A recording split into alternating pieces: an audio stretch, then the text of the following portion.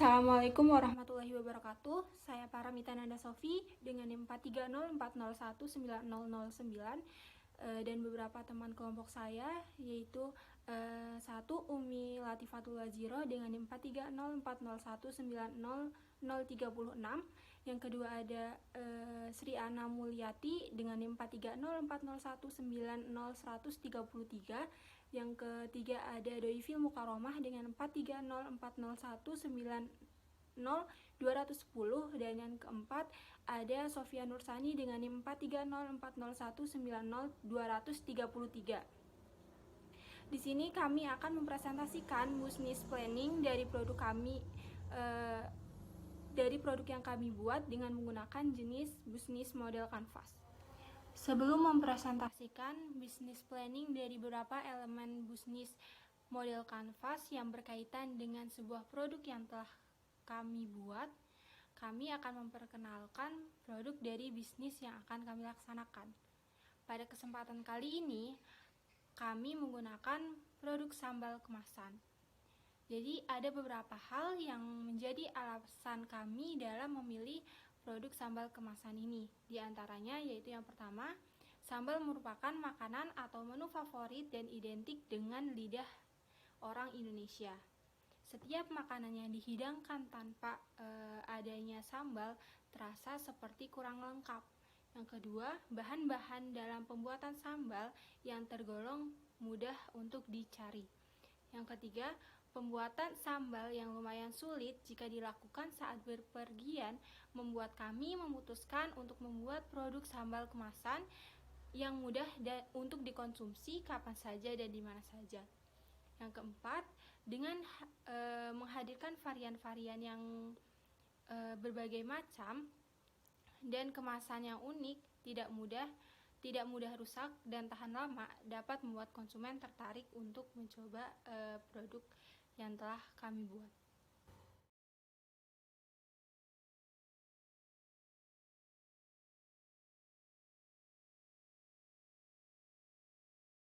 Lalu selanjutnya di customer segment. Customer segment khususnya kita akan kepada ibu rumah tangga.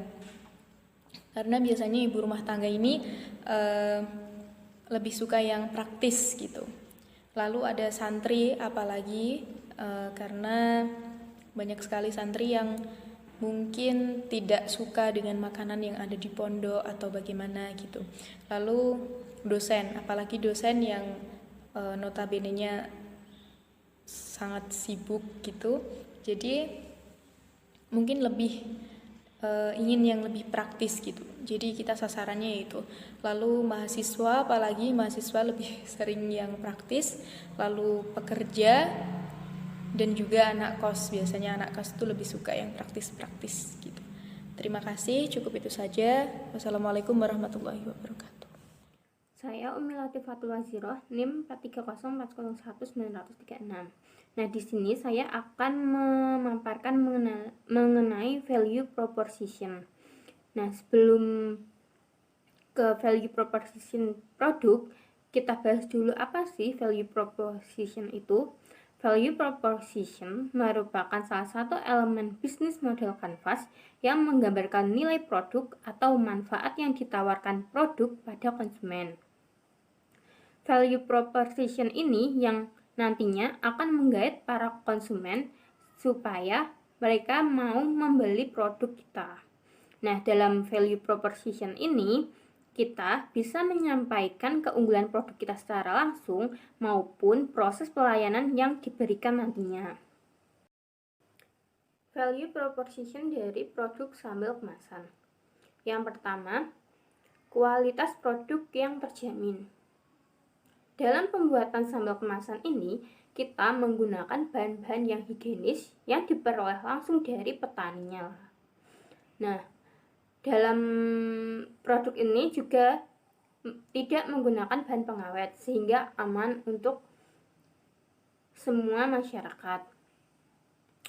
Dan terlebih lagi, produk kita ini sudah pasti dijamin halal. Yang kedua, harga terjangkau. Harga dari produk kita ini ramah di kantong sehingga seluruh lapisan masyarakat masih bisa menjangkaunya. Yang ketiga, terdapat berbagai macam varian. Produk yang kita produksi ini memiliki banyak varian. Yang pertama ada sambal baby cumi, sambal mata, sambal ciletot, sambal bawang, sambal klotok, sambal cakalang, sambal ganja Aceh, sambal hijau, dan macam-macam sambal lainnya. Yang keempat, praktis dan kemasannya menarik. Nah, produk kita ini ramah lingkungan. Kemasannya pun tertutup rapat sehingga awet. Dan ketika dalam pengiriman pun produk kita aman. Yang kelima, pengemasannya cepat sehingga konsumen tidak perlu menunggu lama. Yang terakhir, produk kita ini bisa dibeli secara online maupun offline. Jika konsumen ingin membeli secara offline, bisa langsung datang ke toko kami. Akan tetapi, konsumen juga bisa membeli melalui via online. Nah, selanjutnya saya akan menjelaskan mengenai channel. Channel sendiri itu adalah sebuah media pemasaran ataupun periklanan sebuah produk gitu. Nah, hal yang terpenting dari sebuah channel itu adalah komunikasi, distribusi, dan tentunya adalah jaringan penjualan. Nah, jaringan penjualan di sini dalam channel itu ada dua. Ada yang menggunakan offline dan tentunya ada yang menggunakan online. Nah, offline itu berarti kan bertatap muka secara langsung. Jadi bisa membeli produknya itu secara langsung gitu. Tetapi beda lagi ketika menggunakan online. Nah, kalau online itu seperti marketplace gitu ya. Jadi memasarkan produk secara luas, entah itu melalui sosial media, website, dan lain sebagainya gitu.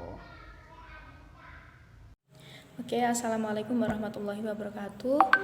Nama saya Sri Ana Mulyati, NIM 133. Di sini saya akan mencoba menjelaskan di bagian customer relationship sama customer segment. Jadi kita di customer relationship ini bagaimana kita akan meningkatkan komunikasi dengan pelanggan.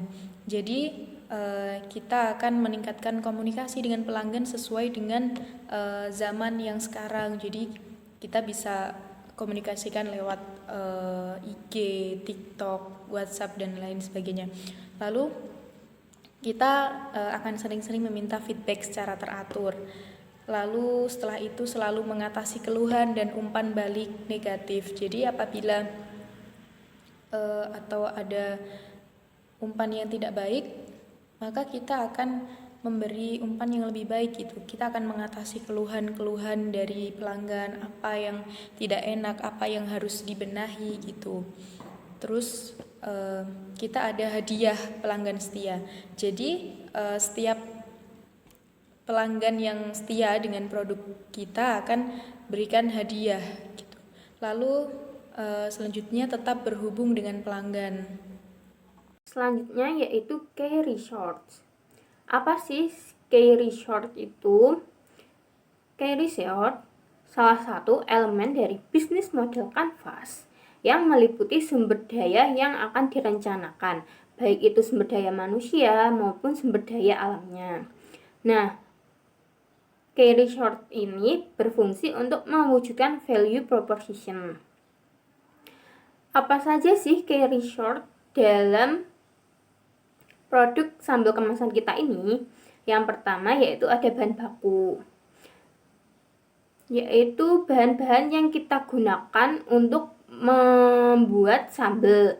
Ada cabai, penyedap rasa, dan bahan-bahan lainnya yang digunakan untuk membuat sambal. Yang kedua, karyawan. Kita membutuhkan karyawan untuk proses produksi, distribusi, packing, promosi, dan segala macam pekerjaan yang membutuhkan tenaga manusia. Yang ketiga yaitu bangunan. Kita membutuhkan tempat untuk produksi dan juga tempat yang digunakan untuk toko. Yang selanjutnya yaitu peralatan, yaitu berupa alat-alat yang kita butuhkan dalam pembuatan sambal kemasannya ini. Terus ada packaging. Packaging ini terdiri dari segala keperluan packing atau pengemasan untuk produk sambal kemasan. Yang terakhir ada smartphone. Karena kita melakukan jual beli via online juga, jadi kita membutuhkan smartphone untuk media jual beli online. Saya Paramita Nanda Sofi akan menjelaskan elemen yang ketujuh, yaitu key activities. Jadi key activities merupakan elemen yang mencangkup semua aktivitas yang berhubungan dengan produktivitas bisnis yang berkaitan dengan sebuah produk, di mana kegiatan utamanya adalah menghasilkan proposisi nilai produk yang baik. Beberapa aktivitas dalam bisnis sambal kemasan ini yang termasuk pada elemen key activities, yaitu yang pertama ada produksi. Dalam aktivitas produksi terdapat kegiatan-kegiatan di dalamnya, seperti yang pertama ada memilih bahan yang baik dan segar, kemudian meracik bumbu, dan dilanjutkan memasak bahan-bahan yang sesuai dengan varian produk. Yang kedua ada kemasan. Jadi pada pengemasan ini adalah beberapa aktivitas karyawan pada bisnis sambal kemasan yang termasuk pada pengemasan, yaitu satu, menyiapkan kemasan yang baik atau tidak ada kerusakan. Yang kedua, memasukkan produk sambal yang sudah jadi ke dalam kemasan. Dan yang ketiga, menutup kemasan dengan rapat hingga tidak ada udara yang masuk. Yang terakhir yaitu aktivitas pemasaran. Aktivitas pemasaran ini dilakukan dengan cara mempromosikan sambal kemasan pada sosial media yang memiliki jangkauan tinggi terhadap konsumen sambal kemasan. Elemen selanjutnya yaitu key partnership. Jadi key partnership adalah elemen bisnis model kanvas yang berfungsi untuk pengorganisasian aliran suatu barang atau layanan dalam sebuah bisnis. Partnership yang dijalankan oleh bisnis sambal kemasan yaitu pada satu petani. Dilakukannya partnership dengan petani agar kami mendapatkan cabai yang berkualitas dan segar di setiap harinya. Yang kedua, pedagang pasar.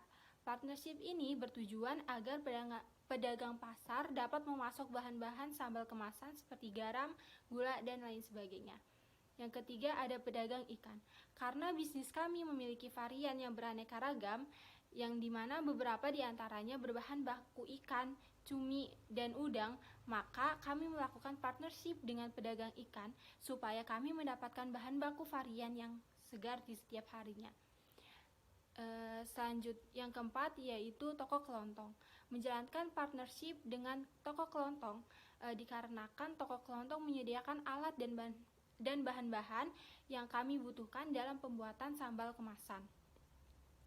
Yang terakhir yaitu supplier kemasan. Mengingat produk kita adalah sambal kemasan, yang dimana kemasan merupakan bahan yang penting, dan dengan kemasan yang berkualitas sangat berpengaruh pada ketahanan produk kami.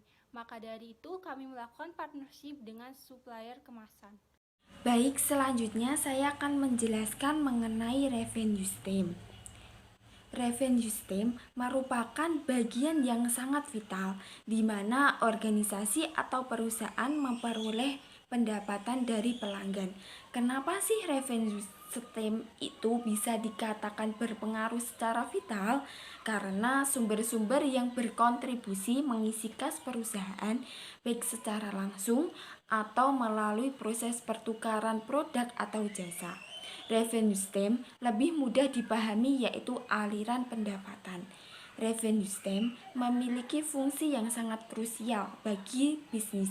Tanpa struktur revenue stream rapi, perusahaan akan mengalami ketidakseimbangan yang berdampak pada profitabilitas. Fungsi dari revenue stream yaitu yang pertama, menunjukkan cabang bisnis yang mendapatkan uang. Yang kedua yaitu memastikan strategi keuangan bisnis yang realistis. Yang ketiga, membantu pengusaha melakukan estimasi omset dan profit. Maka dengan itu kami menggunakan strategi atau cara revenue stream untuk produk kita dengan 5 cara, yaitu penjualan produk, yang kedua cabang bisnis baru, yang ketiga menginvestasikan modal bisnis, yang keempat yaitu pelayanan, yang kelima yaitu lisensi. Begitu penjelasan mengenai revenue stream, selanjutnya akan dijelaskan oleh teman saya. Terima kasih.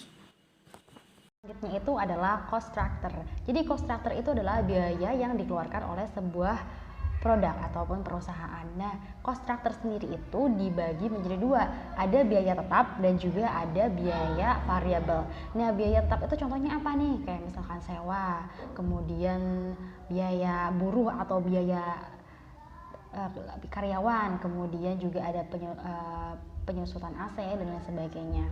Jadi contohnya karena kita itu produknya adalah produk makanan seperti sambal kemasan yang kami buat, kemudian otomatis kita juga membutuhkan bahan bakunya itu adalah cabai. Nah, ketika kita mau mengambil cabai, kita juga membutuhkan para buruh. Nah, para buruh ini kan digaji. Nah, gajinya ataupun biayanya itu masuk dalam biaya tetap gitu. Kemudian ada juga biaya variabel. Nah, kalau biaya variabel itu banyak contohnya kayak biaya bahan baku, komisi, biaya perjalanan. Biaya bahan baku itu tadi seperti cabai. Cabai itu adalah bahan baku dari produk kami, sambal kemasan. Nah, bahan bakunya ini, cabainya itu juga butuh biaya gitu. Nah, itu masuknya ke dalam biaya variabel gitu.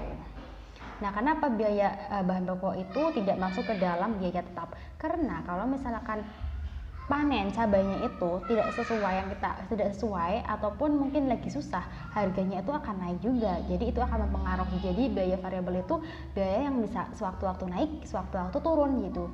Jadi bisa naik atau turun sesuai dengan keadaan. Tapi kalau tetap ya udah tetap gitu. Jadi itu terkait dengan cost structure gitu.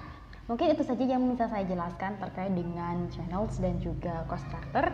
Kurang lebihnya mohon maaf. Jika ada pertanyaan silakan bertanya di sesi tanya jawab.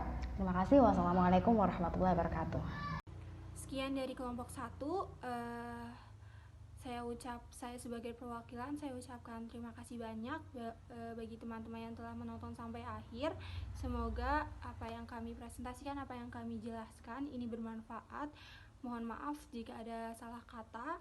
Kurang lebihnya wassalamualaikum warahmatullahi wabarakatuh.